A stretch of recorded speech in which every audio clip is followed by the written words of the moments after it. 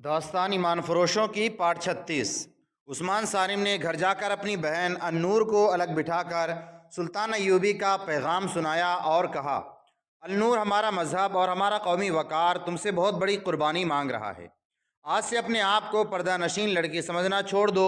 مسلمان لڑکیوں تک یہ پیغام پہنچا کر انہیں جہاد کے لیے تیار کر لو۔ میں تمہیں خنجر، تیر، کمان اور برچی کا استعمال سکھا دوں گا۔ احتیاط یہ کرنی ہے کسی کو شک بھی نہ ہو کہ ہم لوگ کیا کر رہے ہیں۔ میں ہر طرح کی قربانی کے لیے تیار ہوں۔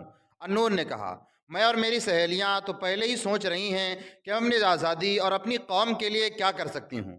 ہم تو مردوں کے منہ کی طرف دیکھ رہی ہیں۔ عثمان صارم نے اسے بتایا کہ صلاح الدین ایوبی اور اس کی فوج کے متعلق جتنی خبریں یہاں مشہور کی جاتی ہیں وہ سب جھوٹی ہوتی ہیں۔ تمام مسلمان گھرانوں میں جا کر عورتوں کو صحیح خبریں سناؤ۔ عثمان صارم نے اسے صحیح خبریں سنائی اور یہ بھی بتایا کہ مسلمانوں میں غدار اور صلیبیوں میں مخبر بھی ہیں۔ اس نے بہن کو ایسی 3-4 گھرانے بتائے اور کہا کہ ان عورتوں کو ہاتھ میں لو اور انہیں بتاؤ کہ ان کی آدمی غدار ہیں۔ انہیں یہ بھی کہو کہ عیسائی اور یہودی لڑکیوں کے پیار سے بچو، ان کا پیار محض دھوکہ ہے۔ کیا میں رینی کو یہاں آنے سے روک دوں؟ النور نے پوچھا۔ وہ تو تمہارے ساتھ بے تکلف ہو گئی ہے، اسے میں کہوں گا کہ ہمارے گھر نہ آیا کرو۔ عثمان صارم نے کہا، وہ بہت تیز اور ہوشیار لڑکی ہے۔ رینی ایک نوجوان عیسائی لڑکی تھی۔ عثمان صارم کے گھر سے تھوڑی دور اس کا گھر تھا۔ اس کا باپ شہری انتظامیہ کے کسی اونچے عہدے پر فائز تھا۔ لڑکی کا پورا نام رینی الیگزینڈر تھا۔ وہ النور کی سہیلی بنی ہوئی تھی۔ عثمان صارم کے ساتھ بھی اس نے گہرے مراسم پیدا کر لیے تھے۔ اسے دیکھ کر وہ بہت خوش ہوتی تھی۔ عثمان صارم ابھی اس کے قریب نہیں ہوا تھا۔ یہ وجیح جوان سمجھتا تھا کہ یہ عیسائی لڑکی ہے اور یہاں جاسوسی کرنے آتی ہے۔ اس نے رینی کو کبھی ناپسندگی کی نگاہ سے نہیں دیکھا تھا، بلکہ اس کے ساتھ ہنسی مذاق بھی کر لیتا تھا تاکہ اسے شک نہ ہو۔ اب جب اسے یہ ضرورت پیش آئی کہ رینی اس کے گھر نہ آیا کرے تو رینی کو یہ کہنا اس کے لیے مشکل ہو گیا کہ ہمارے گھر نہ آیا کرو، مگر اسے روکنا ضروری تھا کیونکہ وہ گھر میں اپنی بہن کو جنگی ٹریننگ دینا چاہتا تھا اور اسے معلوم نہیں تھا کہ اسے گھر میں اب کیا راز آئیں گے۔ اس نے سوچ سوچ کر یہ طریقہ پسند کیا کہ النور سے کہا کہ رینی جب کبھی آئے تو تم یہ کہہ کر باہر چلی جایا کرو کسی سہیلی کے گھر جا رہی ہوں۔ اس طرح اسے ٹالتی رہو، وہ خود ہی آنا چھوڑ دے گی۔ کرک شہر کے لوگ اس پاگل کی باتیں کر رہے تھے جو مسلمانوں کی تباہی کی پیشین گوئی کرتا پھر رہا تھا۔ غیر مسلموں کو بہت ہی اچھا لگا تھا۔ سب اسے ڈھونڈتے پھرتے تھے لیکن وہ کہیں نظر نہیں آ رہا تھا۔ سرکاری طور پر بھی اسے تلاش کیا جا رہا تھا کیونکہ مسلمانوں کو خوفزدہ کرنے اور ان کا جذبہ سرد کرنے کے لیے اس پاگل کو استعمال کرنے کا فیصلہ کیا گیا تھا۔ کسی کو معلوم نہیں تھا کہ وہ کہاں چلا گیا ہے۔ اسی رات کہیں لاپتہ ہو گیا تھا۔ 10-12 روز اس کی تلاش ہوتی رہی۔ صلیبی حکام نے شہر کے باہر بھی گھوڑے سوار دوڑا دیے۔ انہیں توقع تھی کہ وہ شہر سے کہیں دوسرے شہر جا رہا ہوگا، مگر کسی کو نہ ملا اور 10-12 دن گزر گئے۔ ان 10-12 دنوں میں عثمان صارم نے النور اور اس کی 3 سہیلیوں کو ہتھیار کا استعمال سکھا دیا۔ اس نے انہیں تیگ زنی بڑی محنت سے سکھائی۔ اس کے علاوہ اس نے مسلمان نوجوانوں کو در پردہ سلطان ایوبی کا پیغام سنا کر زمیں دوز محاذ پر جمع کر لیا۔ ان نوجوانوں نے مسلمان کاریگروں کو تیار کر لیا جو برچیاں اور تیر و کمان وغیرہ بناتے تھے۔ یہ سب صلیبیوں کے ملازم تھے۔ وہ اپنے لیے کوئی ہتھیار نہیں بنا سکتے تھے۔ مسلمانوں کو کوئی ہتھیار رکھنے کی اجازت نہیں تھی۔ ان کاریگروں نے گھروں میں چوری چھپے ہتھیار بنانے شروع کر دیے۔ یہ بہت ہی خطرناک کام تھا۔ پکڑے جانے کی صورت میں صرف سزائے موت ہی نہیں تھی بلکہ مرنے سے پہلے صلیبی درندوں کی بھیانک اذیتیں تھیں۔ وہاں کوئی مسلمان کسی معمولی سے جرم میں یا محض شک میں پکڑا جاتا تو اسے پوچھا جاتا تھا کہ مسلمان گھرانوں کے اندر کیا ہو رہا ہے اور جاسوس کہاں ہیں۔ اس کے ساتھ ہی اس کے جسم کو روئی کی طرح دھننا شروع کر دیتے تھے۔ کاریگر جو ہتھیار بناتے تھے وہ عثمان صارم جیسے نوجوان رات کو مختلف گھروں میں چھپا دیتے تھے۔ دن کے وقت لڑکیاں برقع نما لبادوں میں تیر و کمان چھپا کر مسلمانوں کے گھر میں لے جاتی رہتی تھیں، مگر ہتھیار بنانے اور گھروں میں پہنچانے کی رفتار بہت سست تھی۔ ادھر سلطان ایوبی کو ایک جاسوس نے اطلاع دے دی کہ کرک اور مضافات کے مسلمانوں تک اس کا پیغام پہنچ گیا ہے اور وہاں کے نوجوان لڑکوں اور لڑکیوں نے زمیں دوز محاذ بنا لیا ہے۔ اطلاع لانے والا بھی ایک ذہین اور نڈر جاسوس تھا۔ اس نے بتایا کہ وہ جاسوس جس نے سلطان ایوبی کا پیغام عثمان صارم تک پہنچایا تھا پاگل کے بحروب میں کامیاب رہا۔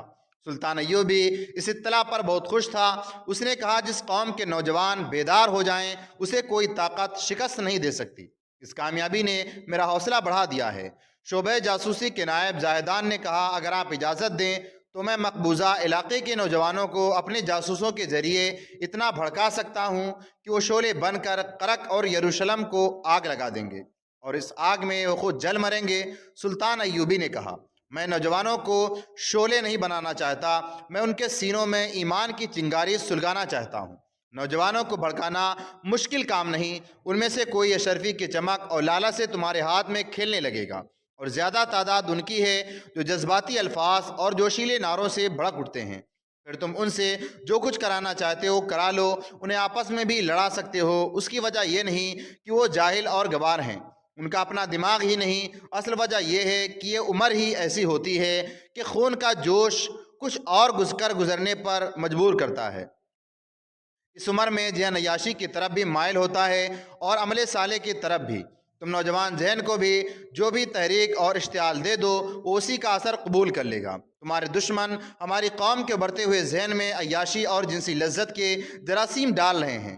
ان کا مقصد صرف یہ ہے کہ ہم اسے جہاد کی طرف مائل کر کے دشمن کے خلاف استعمال نہ کر سکیں۔ تم یہ کوشش کرو کہ نوجوان بھڑکے نہیں بلکہ سرد رہیں اور سوچیں۔ رسول مقبول صلی اللہ علیہ وسلم کے اس حدیث کو سمجھیں کہ اپنے آپ کو جانو، اپنے دشمن کو پہچانو، ان کی سوچیں بدل دو، ان میں قومیت کا احساس پیدا کرو۔ یہ نوجوان قوم کا بڑا قیمتی سرمایہ ہے، انہیں بھڑکا کر جلنے سے بچاؤ۔ انہیں بھڑکانا دانشمندی نہیں، دانائی یہ ہے کہ ان کے ہاتھوں دشمن کو مرواؤ، لیکن دشمن کا تصور واضح کرو۔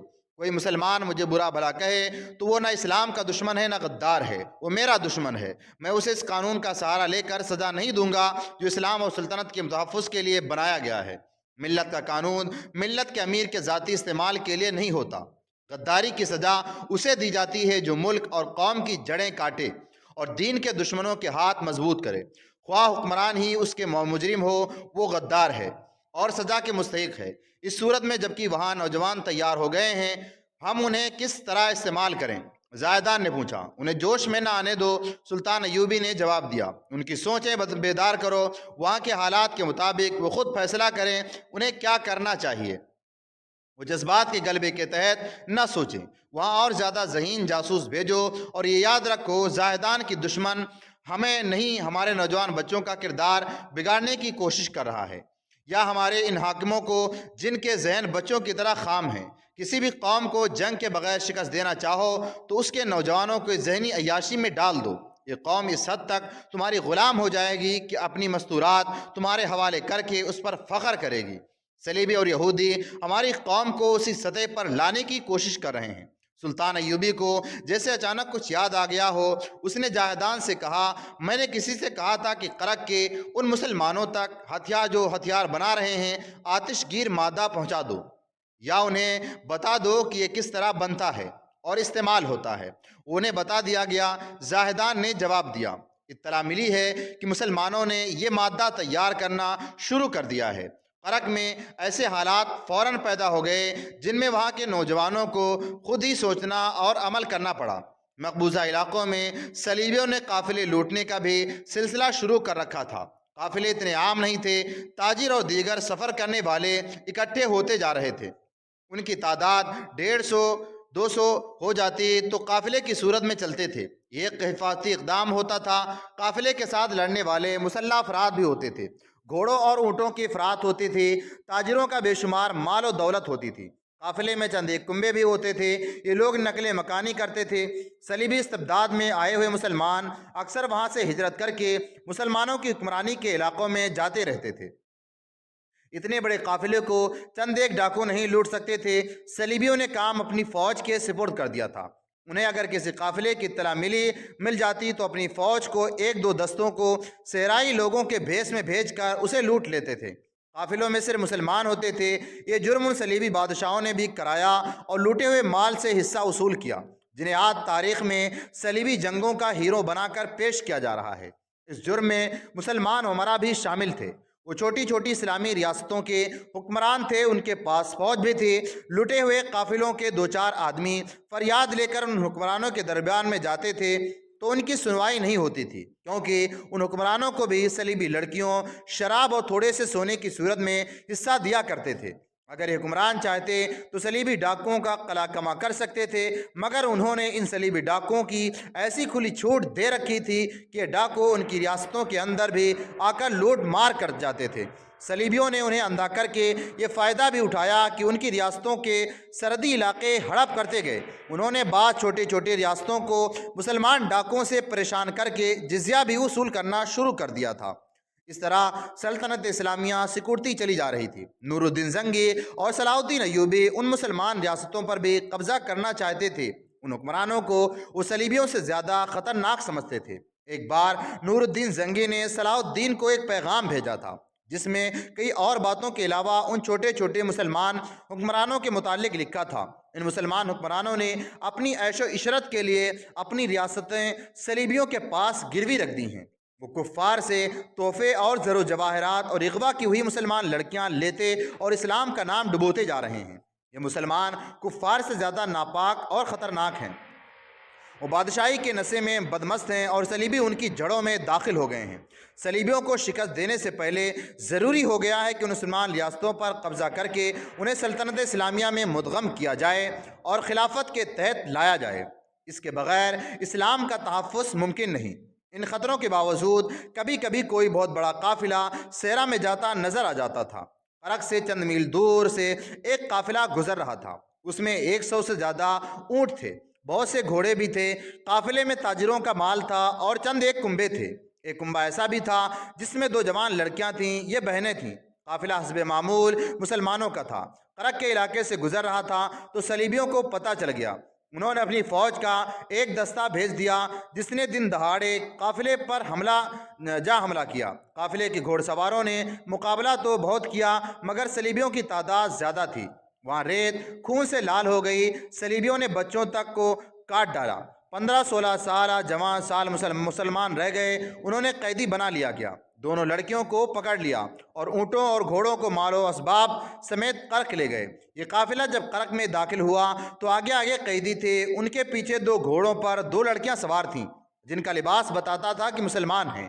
ان کے پیچھے صلیبی تھے جن کے چہروں پر نقاب تھے اور ان کے پیچھے مال و اسباب سے لدے ہوئے اونٹوں کی قطار تھی۔ لڑکیاں رو رہی تھیں۔ قرق کے شہری تماشا دیکھنے کے لیے باہر نکل آئے۔ وہ تالیاں پیٹتے اور قہقہے لگاتے تھے کیونکہ وہ جانتے تھے کہ لٹا ہوا ایک قافلہ مسلمانوں کا ہے اور قیدی بھی مسلمان ہیں۔ ان قیدیوں میں ایک جوان سال قیدی آفاق نام کا تھا۔ دونوں مغویہ لڑکی اس کی بہنیں تھیں۔ آفاق زخمی بھی تھا، اس کی پیشانی اور کندھے سے خون بہہ رہا تھا۔ وہ لٹے ہوئے قافلے کے آگے آگے شہر میں داخل ہوا تو تماشائیوں کو دیکھ کر اس نے بلند آواز سے کہا، قرق کے مسلمانوں، ہمارا تماشا دیکھ رہے ہو؟ ڈوب مرو ان لڑکیوں کو دیکھو، یہ میری نہیں تمہاری بہنیں ہیں، مسلمان ہیں۔ ایک صلیبی نے پیچھے سے اس کی گردن پر گھونسا مارا۔ وہ منہ سے کے بل گرا۔ اس کے ہاتھ رسیوں سے پیٹھ پیچھے بندھے ہوئے تھے۔ ایک قیدی نے اسے اٹھایا تو آفاق پھر چلایا، قرق کے مسلمانوں، یہ تمہاری بیٹیاں ہیں۔ اسے 2-3 نقاب پوشوں نے پیٹنا شروع کر دیا۔ اس کی بہنیں چیخ چیخ کر رو رہی تھیں اور فریاد کرتی تھیں، خدا کے لیے ہماری بھائی کو نہ مارو، ہمارے ساتھ جو سلوک کرنا چاہو کر لو، اسے نہ مارو۔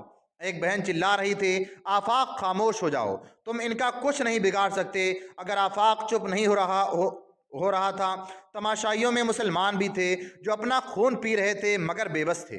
ان کی غیرت ان کی نظروں کے سامنے سے گزرتی جا رہی تھی اور وہ دیکھتے جا رہے تھے۔ ان میں نوجوان مسلمان بھی تھے اور ان میں عثمان صارم بھی تھا۔ اس نے اپنے نوجوان دوستوں کی طرف دیکھا، سب کی آنکھیں لال تھیں اور دل زور زور سے دھڑک رہے تھے۔ عثمان صارم تھوڑی دور تک اس قافلے کے ساتھ چلتا رہا۔ آگے غریب موچی عثمان صارم تھوڑی دور تک اس قافلے کے ساتھ چلتا رہا۔ آگے ایک غریب موچی بیٹھا تھا جو لوگوں کے جوتے مرمت کیا کرتا تھا۔ اسے کسی مسلمان نے اپنے گھر کی ڈیوڑھی میں سونے کی جگہ دے رکھی تھی۔ دن بھر وہ باہر بیٹھا جوتے مرمت کرتا رہتا تھا۔ بدقسمت قافلہ اس کے سامنے سے بھی گزرا۔ اس نے آفاق کی للکار اور لڑکیوں کی آہوزاری سنی۔ آفاق کے چہرے کو خون سے لال دیکھا۔ اس پر صلیبیوں کا ظلم ہوتا بھی دیکھا، لیکن اس طرح دیکھا جیسے اس نے کچھ بھی نہیں دیکھا۔ اس موچی کو نہ کبھی کسی نے مسجد میں جاتے دیکھا تھا نہ گرجے میں۔ وہ یہودیوں کی عبادت گاہ میں بھی کبھی نہیں گیا تھا۔ اس کی طرف وہی توجہ دیتا تھا جسے جوتا مرمت کرانا ہوتا تھا۔ اسے کبھی کسی نے بولتے بھی نہیں سنا تھا۔ وہ خلق کا رنگ راندہ ہوا انسان تھا جسے صلیبیوں کے ساتھ بھی کوئی دلچسپی نہیں تھی۔ اور اسلامیوں کے ساتھ بھی کوئی واسطہ نہیں تھا۔ عثمان صارم چلتے چلتے اس موچی کے قریب سے گزرنے لگا تو رک گیا۔ قیدی آگے نکل گئے تھے، اونٹ جا رہے تھے۔ جب آخری اونٹ گزر گیا تو عثمان صارم نے دونوں جوتے اتار کر موچی کے آگے رکھ دیے اور اس کے سامنے بیٹھ گیا۔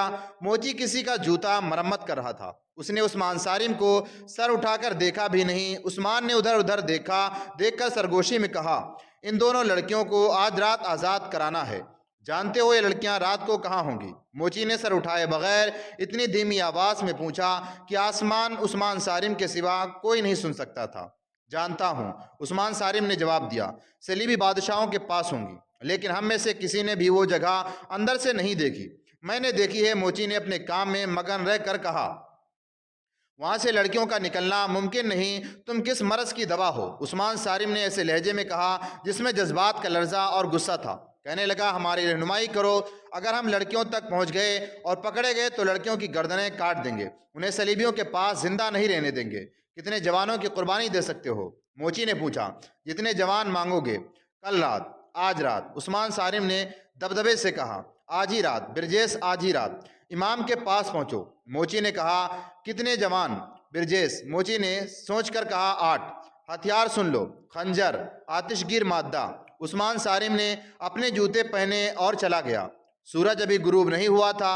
عثمان صارم نے راستے میں اپنے ساتھ ملازموں کو گھروں سے بلا کر انہیں امام کے گھر پہنچنے کا کہا اور خود امام کے گھر چلا گیا۔ یہ اسی مسجد کا امام تھا جس میں عثمان صارم کی ملاقات پاگل سے ہوئی تھی۔ عثمان نے ہی امام کو اپنی زمین دوست جماعت کی امامت پیش کی تھی، جسے جماعت کے ہر فرد نے قبول کر لیا تھا۔ یہ لوگ کسی نہ کسی کے گھر میں مل بیٹھتے اور لائے عمل تیار کرتے تھے۔ اب ان دو مغویہ لڑکیوں کا مسئلہ سامنے آ گیا تو عثمان صارم نے ان کی رہائی کا ارادہ کر لیا، جو دراصل خودکشی کا ارادہ تھا۔ وہ موچی کے کہنے کے مطابق امام کے گھر چلا گیا۔ امام بے چینی سے اپنی ڈیوڑھی ٹہل رہا تھا۔ عثمان صارم کو دیکھ کر رک گیا اور پوچھا، عثمان، تم نے اس قیدی کی للکار سنی تھی؟ معلوم ہوتا ہے وہ لڑکیاں اس کی بہن تھیں۔ میں کسی للکار پر لبیک کہنے آیا ہوں، محترم امام، عثمان صارم نے کہا۔ برجیس آ رہا ہے اور میرے ساتھ دوست بھی آ رہے ہیں، تم کیا کرو گے؟ امام نے پوچھا۔ تم کر ہی کیا سکو گے؟ میں جانتا ہوں کہ ہماری بے شمار لڑکیاں کافروں کے قبضے میں ہیں، مگر ان دو لڑکیوں نے مجھے امتحان میں ڈال دیا ہے۔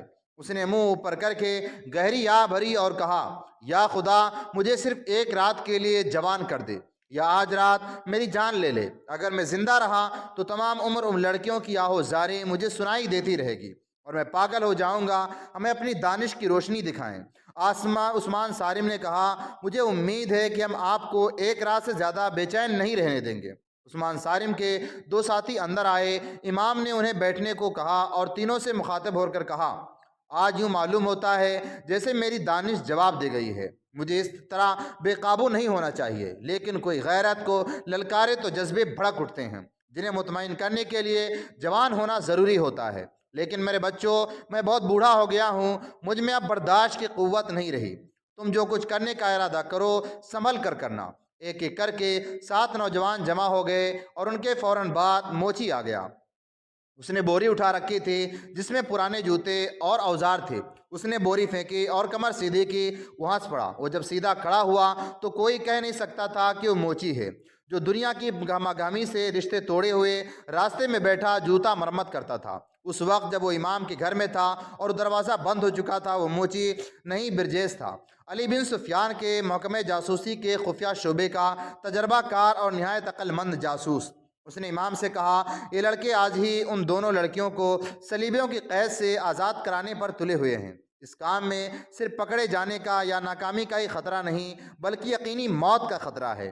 ہم یہ خطرہ قبول کرتے ہیں محترم برجیس، ایک نوجوان نے کہا۔ آپ اس فن کے استاد ہیں، ہماری رہنمائی کریں۔ اگر عقل کی بات سنیں تو میں ایک مشورہ دینا چاہتا ہوں، برجیس نے کہا۔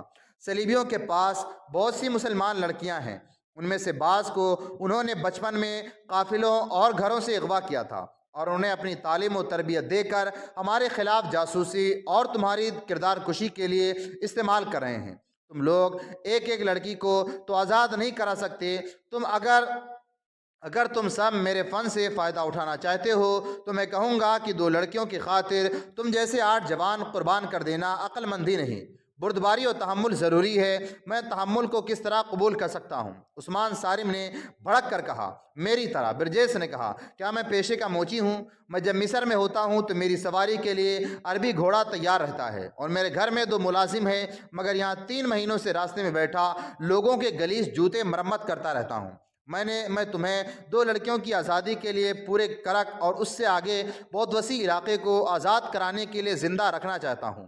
برداشت کرو، انتظار کرو۔ عثمان صارم اور اس کے ساتھوں دوست برداشت کی حدوں سے نکل چکے تھے۔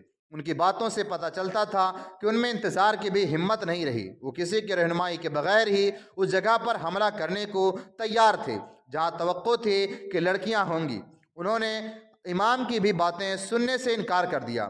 آخر برجیس نے انہیں بتایا کہ اس کے 2 جاسوس اس جگہ معمولی ملازم ہیں جہاں صلیبی حکمران رات کو اکٹھے ہوتے اور شراب پیتے ہیں۔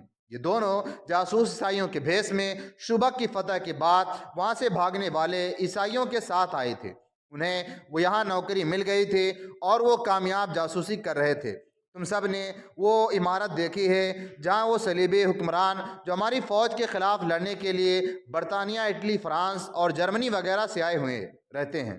اس عمارت میں ایک بڑا کمرہ ہے جہاں وہ شام کے بعد اکٹھے ہوتے ہیں، شراب پیتے ہیں اور ناچتے ہیں۔ ان کی تفریح کے لیے لڑکیاں موجود ہوتی ہیں۔ وہ بھی رات تک وہاں ادھم مچاتے ہیں۔ تم نے دیکھا ہے کہ وہ جگہ ذرا بلندی پر ہے جہاں سے پورا شہر نظر آتا ہے۔ وہاں فوج کا پہرا بھی ہوتا ہے۔ اس عمارت تک پہنچنا ممکن نہیں۔ کوئی عام آدمی بلکہ کوئی خاص شخص بھی اس عمارت کے قریب نہیں جا سکتا۔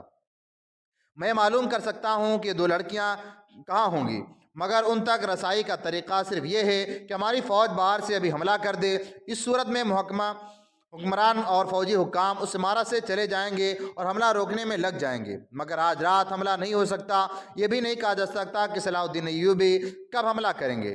ضرور حملے کی ہے۔ امام نے برجیس سے وضاحت چاہیے۔ دوسرے لفظوں میں ضرورت یہ ہے کہ اس عمارت میں جو لوگ ہیں وہ وہاں سے چلے جائیں اور لڑکیاں وہیں رہ جائیں۔ اس صورت میں آپ یہ کہنا چاہتے ہیں کہ ہمارے بچے اس عمارت میں داخل ہو کر لڑکیوں کو اٹھا لائیں؟ جی ہاں، برجیس نے اپنے تجربے کی بنیاد پر خود اعتمادی سے کہا۔ اگر شہر کے اندر کوئی بڑا ہی شدید اور خطرناک قسم کا ہنگامہ ہو جائے، کہیں آگ لگ جائے اور آگ جنگی ساز و سامان کو لگے، تو شاید حکمران اور دیگر لوگ وہاں سے نکل کر موقع واردات پر چلے جائیں۔ برجیس گہری سوچ میں کھو گیا۔ اس نے عثمان صارم اور اس کے ساتھیوں کو باری باری دیکھا اور کچھ دیر بعد کہا، ہاں میرے مجاہدو، اگر ایک جگہ آگ لگا سکتے ہو تو لڑکیوں کی رہائی کی صورت پیدا ہو سکتی ہے۔ جلدی بتاؤ محترم۔ عثمان بن صارم نے بے صبر ہو کر پوچھا، کہاں آگ لگانی ہے؟ کہو تو سارے شہر کو آگ لگائیں۔ تم نے وہ جگہ دیکھی ہے جہاں صلیبیوں کی فوج کے گھوڑے بندھے رہتے ہیں؟ برجیس نے کہا، وہاں اس وقت کم و بیش 600 گھوڑے ایک جگہ بندھے ہوئے ہیں، باقی مختلف جگہوں پر ہیں۔ ان کے قریب اتنی ہی تعداد اونٹوں کی بندھی ہوئی ہے۔ ان سے ذرا ہی پرے گھوڑوں کے خشک گھاس کے پہاڑ کھڑے ہیں۔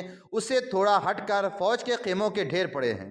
وہاں گھوڑا گاڑیاں بھی کھڑی ہیں اور ایسا سامان بے شمار پڑا ہے جس سے فوراً آگ لگ سکتی ہے، مگر اس کے ارد گرد سنتری گھوم پھر رہے ہوتے ہیں۔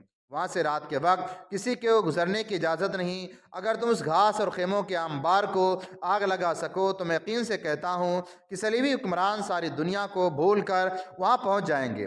گھاس کپڑے اور لکڑی کے شعلے آسمان تک جائیں گے۔ سارے شہر پر خوف طاری ہو جائے گا۔ آگ لگنے کے ساتھ ہی اگر تم زیادہ سے زیادہ گھوڑوں کو کھول دو تو ڈر کر ایسا بھاگیں گے کہ لوگوں کو کچلتے پھریں گے۔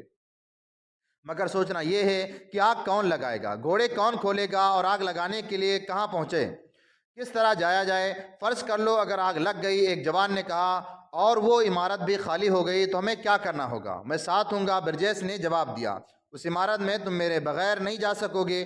وہاں میرے 2 ساتھی موجود ہیں، وہ مجھے بتائیں گے کہ لڑکیاں کہاں ہیں، مگر یہ بھی سوچ لو کہ لڑکیوں کو اٹھا لائیں گے تو انہیں کہاں چھپانا ابھی ہوگا، اور اس کے بعد کرک کے مسلمانوں پر قیامت ٹوٹ پڑے گی۔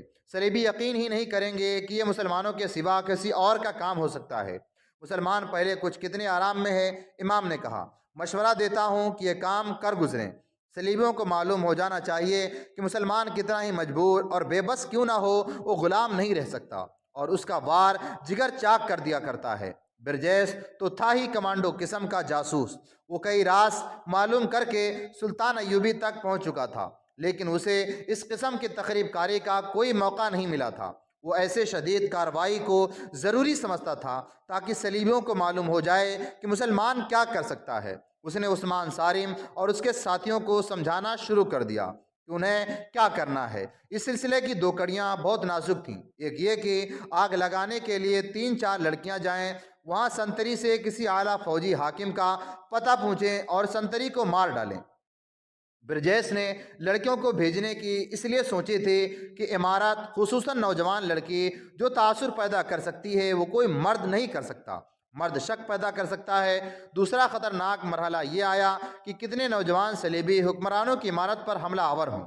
برجیس اور امام نے متفقہ طور پر فیصلہ کیا کہ زیادہ نہ ہو یہیں 8 ہوں تو بہتر ہے، کیونکہ زیادہ ہجوم نظر آ سکتا ہے اور کسی نہ کسی کے پکڑے جانے کا خطرہ زیادہ ہوگا۔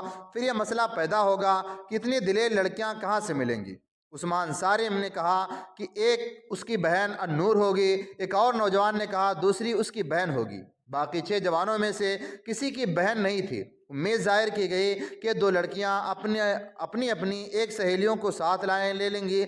برجیس نے ان لڑکیوں کو ان کا کام سمجھانے کی ذمہ داری اپنے اوپر لے لی۔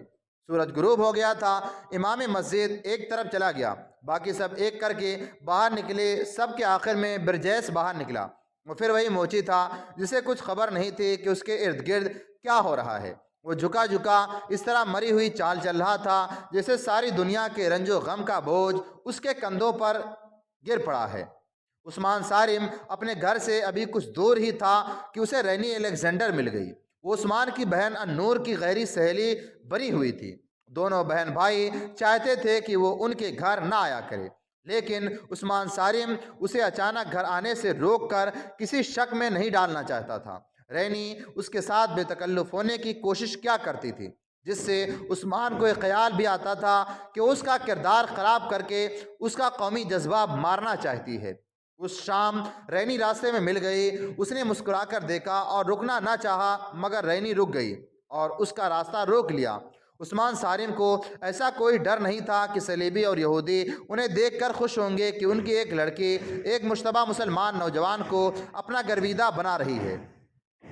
وہ بھی ایک گیا اور بولا، میں ذرا جلدی میں ہوں۔ رینی، تمہیں کوئی جلدی نہیں؟ عثمان رینی نے دوستانہ لہجے میں کہا، کیا تم اتنی آسانی سے مجھ سے پیچھا چھڑا سکو گے؟ میں تم سے پیچھا چھڑانے کی تو نہیں سوچ رہا۔ جھوٹ نہ بولو عثمان، رینی نے مسکرا کر کہا، میں تمہارے گھر سے آ رہی ہوں۔ تمہاری بہن نے مجھے صاف کہہ دیا ہے کہ یہاں اب کم آیا کرو۔ عثمان ناراض ہوتا ہے کیونکہ عثمان یہ بات تم نے خود کیوں نہ کہہ دی۔ عثمان صارم خاموش رہا۔ اس کی بہن نے جلد بازی سے کام لیا تھا، اس کے لیے جواب دینا مشکل ہو گیا۔ اسے خاموش دیکھ کر رینی نے کہا، مجھے یہ تو بتا دو کہ تمہارے گھر میں کیوں نہ آؤں؟ عثمان صارم کی ذہنی حالت کچھ اور تھی۔ وہ جلدی میں تھا اور اس کے جذبات بھڑکے ہوئے تھے۔ وہ ٹالنے کے لیے کوئی موجود جواب نہ سوچ سکا۔ اس کے منہ سے وہی بات نکل گئی جو اس کے دل میں تھی۔ اس نے کہا، رینی، معلوم نہیں میں خود کیوں نہ تمہیں کہہ سکا کہ تمہارے گھر نہ آیا کرو۔ اب سن لو، ہماری آپس میں کتنی محبت کیوں نہ ہو، ہم قومی لحاظ سے ایک دوسرے کے دشمن ہیں۔ تم ذاتی محبت کی بات کرو گی، مگر میں قومی محبت کا قائل ہوں جو صلیب و قرآن میں کبھی پیدا نہیں ہو سکتی۔ یہ میرا وطن ہے۔ تمہاری قوم یہاں کیا کر رہی ہے؟ جب تک تمہاری قوم کے آخری آدمی کا بھی وجود یہاں رہے گا، ہم ایک دوسرے کے لیے دوست نہیں بن سکتے۔ میرے دل میں جو کچھ تھا وہ تمہیں بتا دیا ہے، اور میرے دل میں جو کچھ ہے وہ بھی سن لو۔ رینی نے کہا، میرے دل سے تمہاری محبت نہ صلیب نکال سکتی ہے نہ قرآن۔ جب تک تمہیں دیکھ نہ لوں مجھے چین نہیں آتا۔ تمہیں مسکراتا دیکھتی ہوں تو میری روح بھی مسکرا اٹھتی ہے۔ سن لو عثمان، اگر تم نے مجھے اپنے گھر آنے کو سے روکا تو ہم دونوں کے لیے اچھا نہیں ہوگا۔ تم مجھے دھمکی دے سکتی ہو، تم حکمران قوم کی بیٹی ہو نا؟ عثمان صارم نے تحمل سے کہا، اگر میرے دماغ میں حکمرانی کا نشہ ہوتا تو تم یہاں نہ کھڑے ہوتے، قید خانے میں گل سڑ رہے ہوتے۔ رینی نے کہا، کیا تم یہ سمجھتے ہو کہ مجھے تمہارے متعلق کچھ معلوم نہیں؟ کہو تو تمہاری زمین دوست کارروائیوں کی تفصیل سنا دوں۔ کہو تو تمہارے گھر سے وہ سارے خنجر، تیر و کمان اور آتش گیر مادہ برآمد کرا دوں جو تم میں اپنے گھر میں میری قوم اور میری حکومت کے خلاف استعمال کرنے کے لیے چھپا رہے ہو، اور جو تمہیں گھر میں رکھنے کی اجازت نہیں۔ النور کو تم تیغ زنی سکھا رہے ہو، اور تمہارے ساتھ جو دوست ہمارے خلاف کام کر رہے ہیں ان میں سے کوئی ایک کو جانتی ہوں۔ لیکن عثمان، تم نہیں جانتے کہ تمہارے اور قید خانے کے درمیان میرا وجود حائل ہے۔ तुम जानते हो कि मेरा बाप कौन है और वो क्या नहीं जानता और क्या नहीं कर सकता।